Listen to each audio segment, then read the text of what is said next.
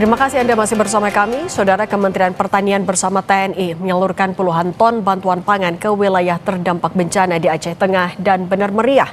Bantuan disalurkan ke daerah terisolasi dengan menggunakan sepeda motor trail.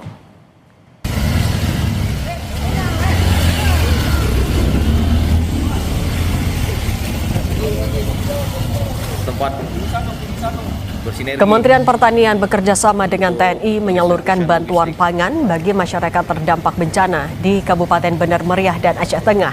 Sebanyak 10 ton beras didistribusikan melalui jalur darat dengan melibatkan 100 prajurit TNI bermotor dari Korem 011 Lilawangsa. Pendistribusian menggunakan motor trail dilakukan untuk menjangkau wilayah terpencil dan medan sulit.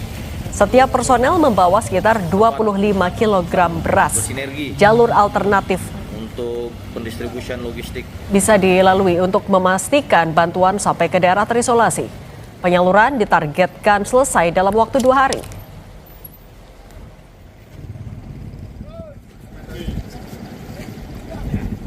Kita juga sudah koordinasi ke Lanut Sultan Iskandar Muda. Hari ini juga akan dikirim 8 ton via Hercules. Ya.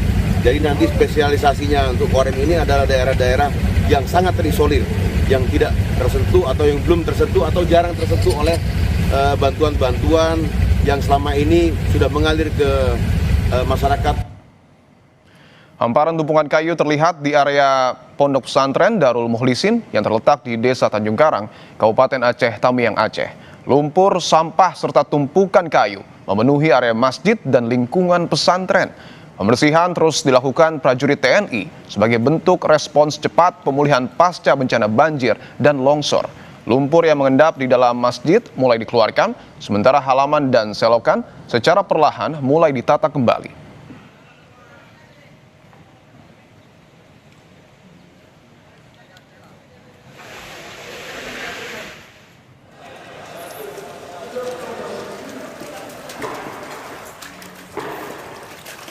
Pemulihan pasca bencana terus dilakukan di daerah terdampak banjir dan longsor. Satgas Penanggulangan Bencana Alam Kodam Iskandar Muda membersihkan Masjid Pesantren Darul Mukhlisin di Desa Tanjung Karang, Aceh Tamiang. Pembersihan dilakukan secara gotong royong dengan mengeluarkan lumpur yang mengendap di dalam masjid. Pembersihan rumah ibadah dilakukan agar aktivitas keagamaan dan kegiatan pendidikan di Pesantren Darul Mukhlisin dapat kembali berjalan normal.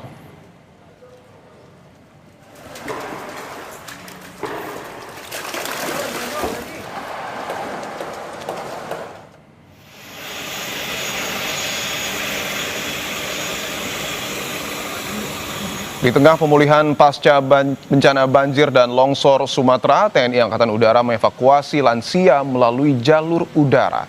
Pasien dievakuasi menggunakan pesawat angkut Super Hercules TNI Angkatan Udara dari Bandara Rembele, Kabupaten Benar Meriah, menuju Lanut Suwondo, Medan. Setibanya di Lanut Suwondo, pasien lansia berusia 85 tahun tersebut langsung dievakuasi menggunakan ambulans menuju Rumah Sakit Murni Teguh, Medan, untuk penanganan lebih lanjut. Pemilihan jalur udara dalam evakuasi ini dinilai efektif untuk mempercepat proses rujukan medis, terutama di tengah keterbatasan akses darat pasca bencana.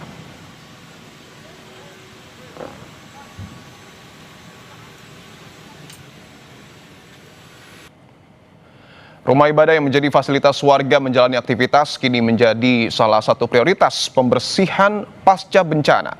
Selain lumpur di area dalam masjid, tumpukan kayu juga mulai dibersihkan. Lalu seperti apa proses pembersihan khususnya di Masjid Pesantren Darul Mukhlisin Aceh Tamiang? Sudah bergabung melalui sambungan Zoom Kolonel Infantri Dimar Batra, Komandan Brigade Infantri 25 Siwah Kodam Iskandar Muda. Pak Dimar, selamat petang.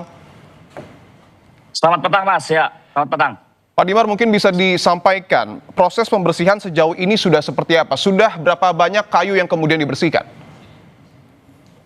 Baik, terima kasih, Mas. Jadi kita dari Kodam Iskandar Muda sudah khususnya di titik Masjid Pondok Pesantren Darul Mukhlisin ini kurang lebih sudah sekitar 5 hari. Jadi di tahap awal kemarin kita pembersihan masjid. Masjid sekarang 95% sudah oke, lumpur semuanya ketebalan kemarin 60 cm sudah semuanya dibersihkan. Dan sudah bisa digunakan untuk beribadah dan beraktivitas dari teman-teman yang masih bekerja di sini. Demikian. Oke, alhamdulillah masjid sudah 95% membaik ya Pak, karena saya juga sempat ke sana dan memang tebal sekali lumpur yang ada di sana. Yang menjadi tantangan Betul, juga betul. soal kayu Pak, karena di hamparan Pondok Pesantren Darul Mukhlisin ini luar biasa banyak kayu yang ada di sana. Proses pembersihannya sejauh ini seperti apa? Baik, terima kasih. Jadi ini kita dari 3 hari yang lalu sudah mendapatkan perkuatan full bantuan alat berat dari seluruh pihak dalam koordinasi terkoordinir oleh BNPB. Jadi termasuk ada bantuan perkuatan dari pasukan Angkatan Darat, yakni dari Zipur 10 Kostrad dan Batalion Teritorial Pembangunan dari Depok. Jadi kita bersama-sama saat ini alat berat semuanya total kurang lebih ada sekitar 40. Jadi 30 eksavator dan 20 doser, kemudian ada 60 senso.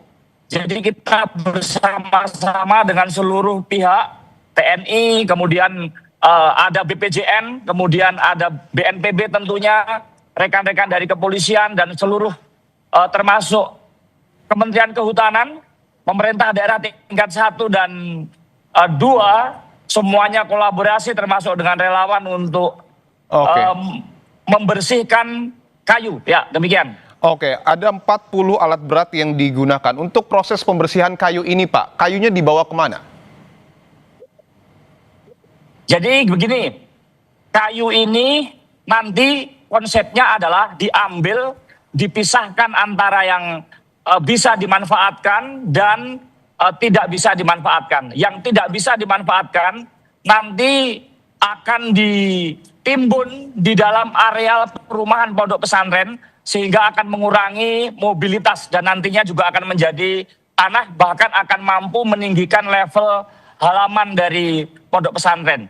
Kemudian yang bisa dipakai nanti akan dikelola oleh pemerintah daerah dan kementerian atau dinas sosial, nantinya akan dimanfaatkan untuk hunian masyarakat yang saat ini terdampak, nanti akan menjadi bagian untuk membantu masyarakat baik dalam konsep mandiri, hunian sementara sampai dengan hunian tetap. Demikian. Untuk estimasi waktunya Pak, karena sekali lagi bahwa hamparan kayu itu begitu banyak, begitu luas, estimasi mungkin target selesainya untuk pembersihan kayu ini sampai kapan?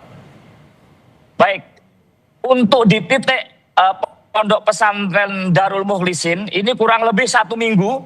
Ini untuk kayu yang bersifat kayu besar dan bisa dikelola, termasuk yang sampah-sampah kecil ini kurang lebih dalam 1 minggu ke depan, insya Allah bisa dibersihkan. Meskipun masih ada lapisan-lapisan lumpur dan sampah-sampah kecil yang itu juga butuh waktu karena sebagian masih terendam air dan ada lumpurnya dan itu butuh waktu. Tetapi yang pokok kayunya 1 minggu ke depan mudah-mudahan bisa lebih cepat bisa dibersihkan. Ya. Selain fokus di Pondok Pesantren Darul Mukhlisin Pak, untuk tim Pak Dimar sendiri ini bertugas di mana saja? Apakah juga membersihkan tumpukan kayu lain ataupun material lumpur di wilayah sekitar?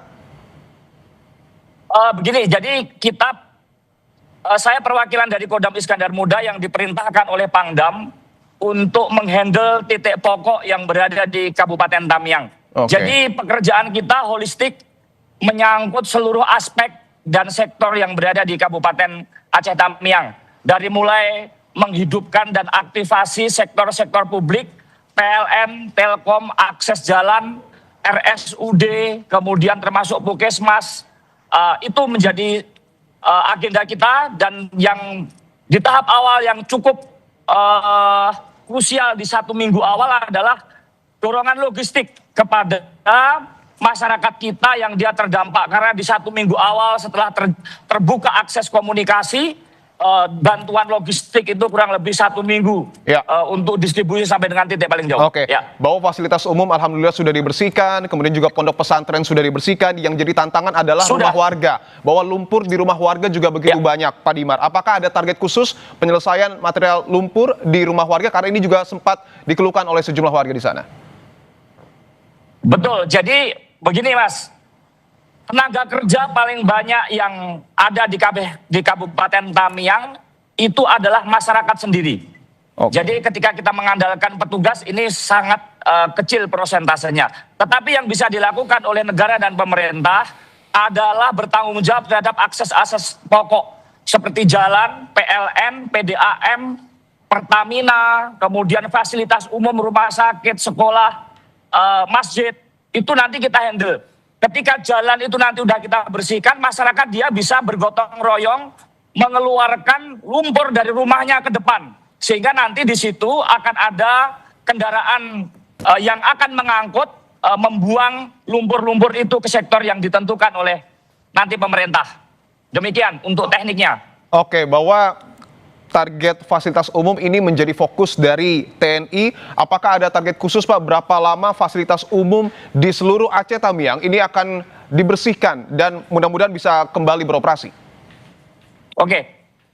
Fasilitas umum saat ini semuanya sudah berada di level 60 sampai dengan 75% lah. Ada beberapa titik yang sudah sudah clear, ada yang sekitar di persentase 60. Itu target dan gambaran situasi sampai dengan progres sejauh ini.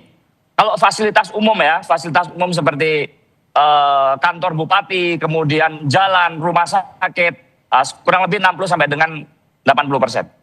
Baik, terima kasih Kolonel Infantri Dimar Bahtera, Komandan Brigade Infantri 25 Siwah, Kodam Iskandar Muda. Terima kasih dan salam untuk prajurit TNI di sana, Pak. Terima kasih. Mohon doanya.